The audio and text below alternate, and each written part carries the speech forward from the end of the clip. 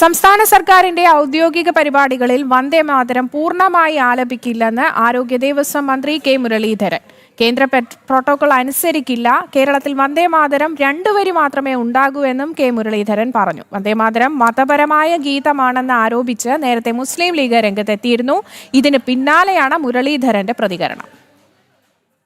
സംസ്ഥാന സർക്കാരിന്റെ ഔദ്യോഗിക പരിപാടികളിൽ ഒന്നിലും വന്ദേമാതരം പൂർണ്ണമായി ആലപിക്കില്ലെന്ന നിലപാടാണ് മന്ത്രി കെ മുരളീധരൻ ആവർത്തിക്കുന്നത്. സ്വാതന്ത്ര്യ ദിനാഘോഷ ചടങ്ങിൽ പൂർണ്ണ വന്ദേമാതരം ആലപിക്കണമെന്ന് ചീഫ് സെക്രട്ടറി ഉത്തരവ് പുറപ്പെടുവിച്ചിരുന്നു.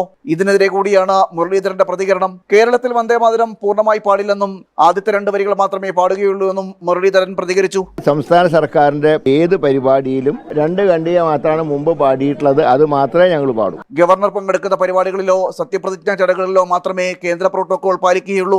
മറ്റ് സർക്കാർ പരിപാടികളിലെല്ലാം കേരളത്തിന്റെ പ്രോട്ടോകോൾ മാത്രമാകും പിന്തുടരുന്നത് എന്നും മുരളീധരൻ പ്രതികരിച്ചു.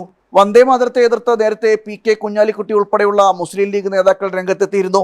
വന്ദേമാതരം മതപരമായ ഗീതമാണ് എന്നാണ് ലീഗ് നിലപാട്. ലീഗിന്റെ വർഗീയ നിലപാടിനെ അനുസരിക്കുന്ന നിലയിലേക്കാണ് സംസ്ഥാന ഭരണകൂടവും നീങ്ങുന്നത് എന്നാണ് കെ മുരളീധരന്റെ പ്രസ്താവനകൾ വ്യക്തമാക്കുന്നത്. ജനം, തിരുവനന്തപുരം.